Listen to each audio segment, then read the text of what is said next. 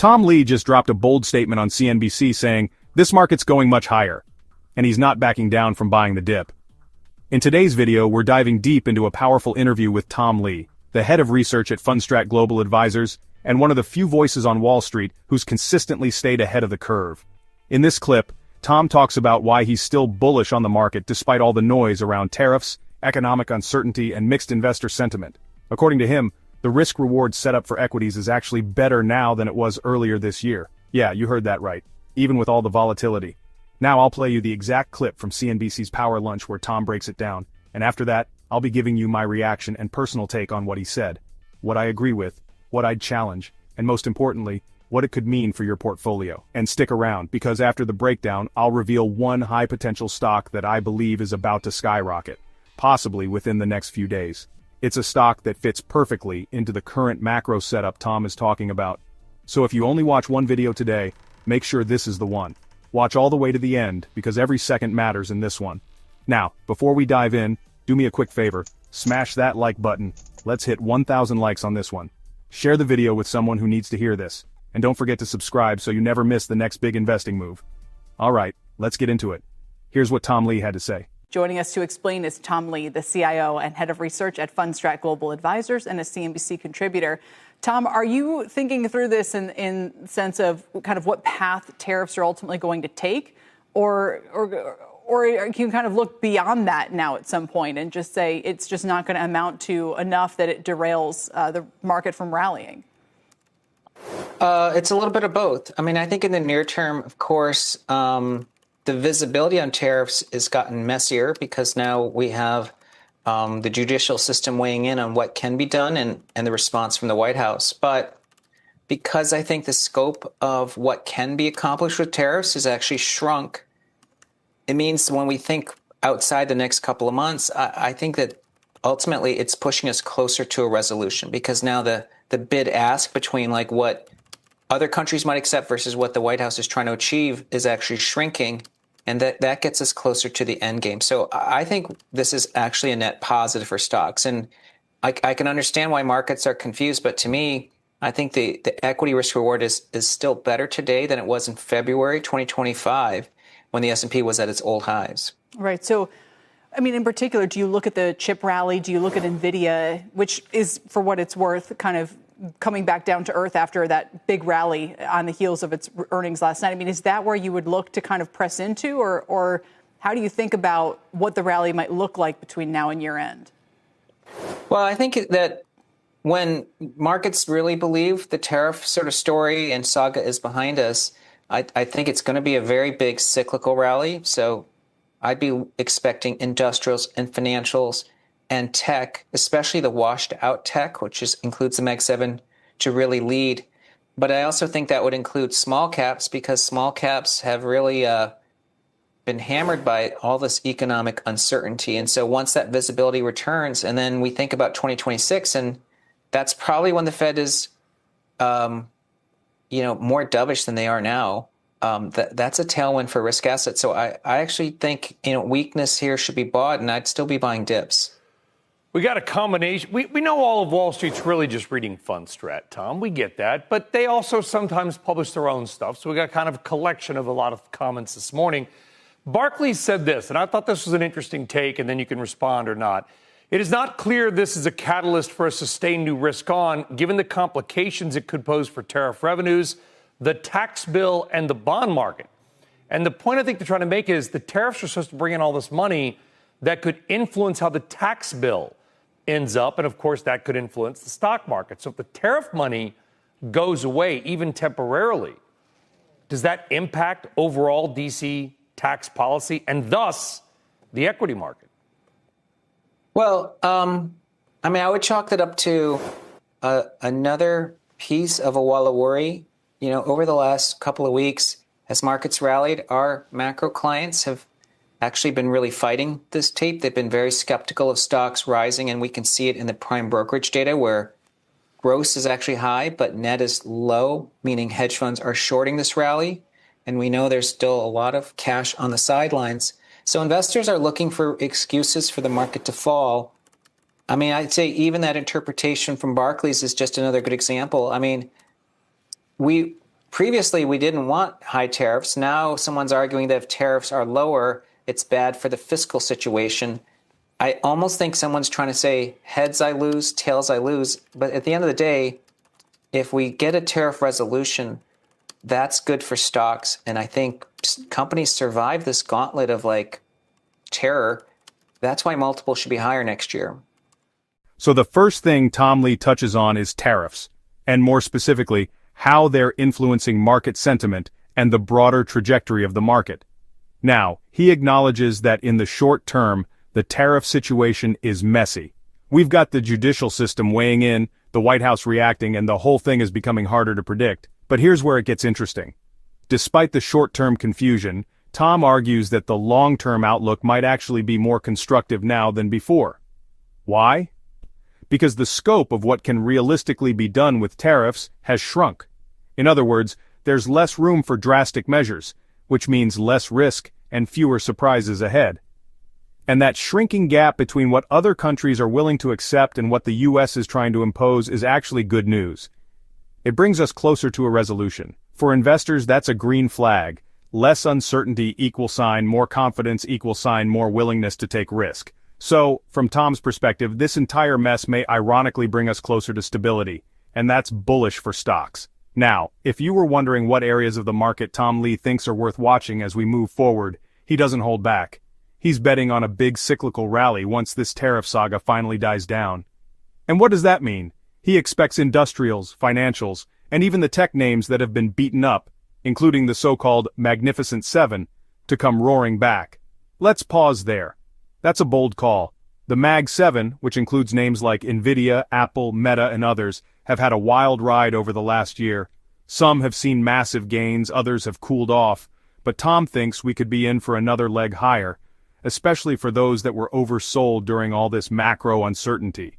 And don't overlook small caps. He makes a very important point here. Small caps have been crushed by economic uncertainty. These are the companies that depend more on domestic demand, access to capital, and clear economic policy. So if we get tariff clarity and even a slightly more dovish Fed in 2026, as Tom suggests, small caps could outperform in a big way.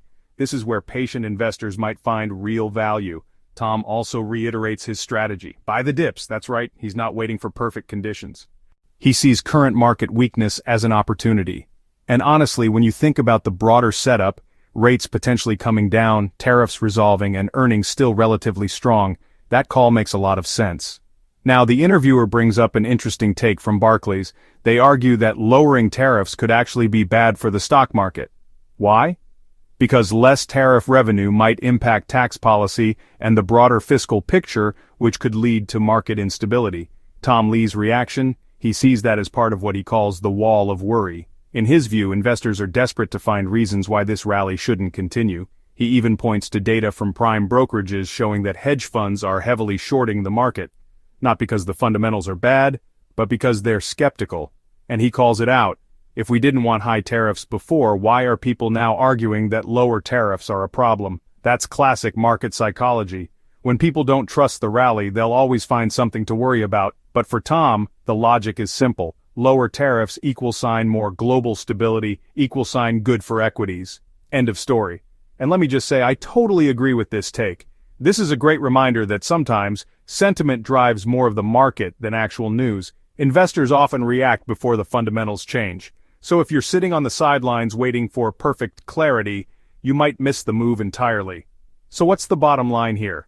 Tom Lee sees the current noise, the tariff drama, the short-term volatility, as just that, noise. Underneath it, he believes the setup for equities is actually improving.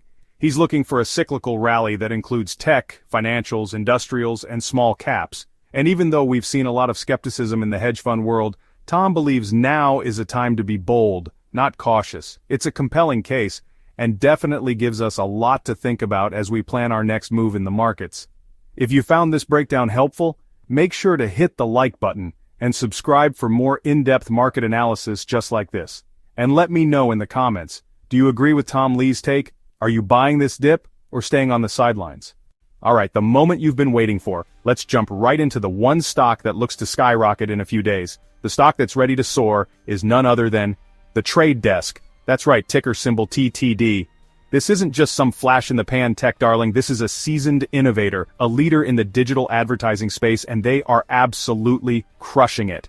If you don't know The Trade Desk, you better get to know them, because these guys are the real deal, a genuine powerhouse in a multi-billion-dollar industry that's only getting bigger. The Trade Desk is not just another ad company, they are the architects of a smarter, more efficient advertising future. Let's talk numbers, because numbers don't lie. The Trade Desk has been showing some serious strength in the market. Just this past Tuesday, May 27, 2025, the stock climbed a healthy 2.3% during midday trading. It hit a high of $75.98 and last traded around $75.61. When we look at the bigger picture, the Trade Desk boasts a hefty market capitalization of $36.80 billion.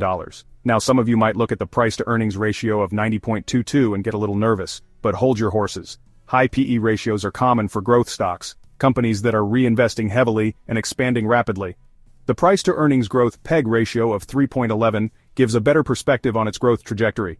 The 50-day simple moving average is sitting at $58.45. The current price of $74.88 is 87.69% below the fair value price of $140.54. The stock is trading well above that, which is a bullish sign. It indicates strong recent momentum. The Trade Desk is showing all the signs of a stock that's coiling up for a major move. You don't have to just take my word for it. The sharpest minds on Wall Street are also singing the Trade Desk's praises. Overall, TTD has a moderate buy consensus rating from the analyst community. Think about that. Out of the analysts covering this stock, a whopping 26 have issued buy ratings. Only 7 are sitting on the fence with a hold. The average analyst price target is a juicy $97.12. Compare that to its recent trading price around $75 to $76. Citigroup, a major player just on May 9, 2025, jacked up their target price on TTD from $63 all the way to $82 and slapped a buy rating on it. The overwhelming chorus from Wall Street is clear. The Trade Desk is a stock with significant growth prospects, and the smart money is betting on its continued success. Let's talk about earnings, because that's where the rubber meets the road. The Trade Desk recently knocked the cover off the ball with its first quarter 2025 earnings results, released on Thursday, May 8th. They reported earnings per share of 33 cents. The consensus estimate from analysts was 26 cents. That's not just a beat, that's a smackdown. Revenue for the quarter came in at a stunning $616.02 million. The analysts were hoping for around $575.62 million. This incredible revenue figure represents a growth of 25.4% compared to the same quarter in the previous year. The financial health of the Trade Desk looks incredibly robust. The company achieved a net margin of 16.08% and a return on equity of 16.38%. This is a growth story you want to be a part of. Now let's peek behind the curtain and see what the insiders are doing. Some of you might have seen news about insider sales and gotten a little jittery. For example, CEO Jeffrey Terry Green sold 26,684 shares on Monday, May 12, 2025, and Director David B. Wells sold 28,638 shares the next day. But hold on, it's crucial to understand the context. Insiders sell for many reasons. Diversification, financial planning, exercising options. It doesn't always mean they've lost faith in the company. Furthermore, corporate insiders collectively own a substantial 9.74% of the company's stock. That's a healthy alignment of interest between management and shareholders. On Wednesday, February 12, 2025, the Trade Desk's board of directors approved a stock repurchase plan. This plan authorizes the company to buy back up to a whopping $564 million in its own shares. The Trade Desk isn't just talking the talk, they're walking the walk by investing in themselves. That's a powerful message to the market and one that smart investors should heed. So, what makes the Trade Desk so special? Why are they leading the pack in the fiercely competitive world of digital advertising technology? It all comes down to their innovative approach and their unwavering commitment to providing a superior platform. The Trade Desk isn't just another cog in the ad machine. They are the architects of a more intelligent, transparent, and effective advertising ecosystem. They provide a self-service, cloud-based platform that empowers buyers, the advertisers and agencies, to take control of their campaigns like never before. This is true empowerment. Their platform allows for the creation, management, and optimization of data-driven digital advertising campaigns across an incredible array of formats. Campaigns can span multiple devices, from computers and mobile phones to connected televisions and streaming devices. This is omni-channel advertising at its finest, reaching consumers wherever they are. The unique selling proposition of the Trade Desk lies in its sophisticated use of data and its commitment to transparency. In an industry that can often feel like a black box, TTD provides clarity. The trade desk has established itself as an industry leader by consistently innovating and adapting to the ever-evolving digital landscape.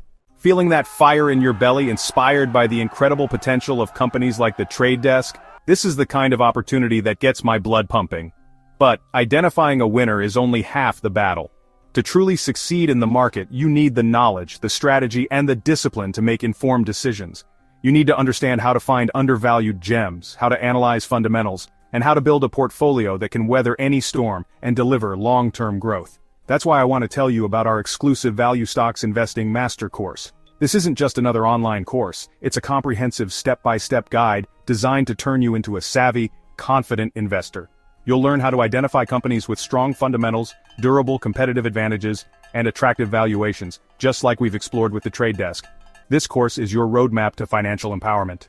Imagine being able to spot the next TTD before the crowd catches on. Click the link in the description below to learn more about the Value Stocks Investing Master Course and enroll today. Your future self will thank you. This is an investment in you. We've covered a lot of ground today, haven't we? We've dissected the trade desk from top to bottom, its stellar stock performance, the resounding endorsements from Wall Street analysts, its blowout quarterly earnings, and its smart strategic moves like the stock repurchase plan. We've seen how its innovative technology is revolutionizing the digital advertising landscape. TTD is, without a doubt, a company with a very, very bright future. And its stock is poised for significant appreciation. But this journey doesn't end here. The market is constantly evolving, and new opportunities are emerging every single day. To stay ahead of the curve, you need to be part of a community that's passionate about uncovering the next big winners. That's why I'm inviting you to join our exclusive community. Here, you'll get access to more in-depth stock analysis, timely market updates, and a network of like-minded investors who are all striving for financial success. Remember to engage with this content. Your interaction fuels our mission to bring you the best financial insights. So if you haven't already, hit that like button. Share this video with anyone who needs to hear this message. Drop a comment below, let me know your thoughts on the trade desk, or what stocks you're excited about, and of course, subscribe and turn on notifications so you never miss an update. The path to financial prosperity is paved with smart decisions and continuous learning. Let's go get 'em. See you in the next one.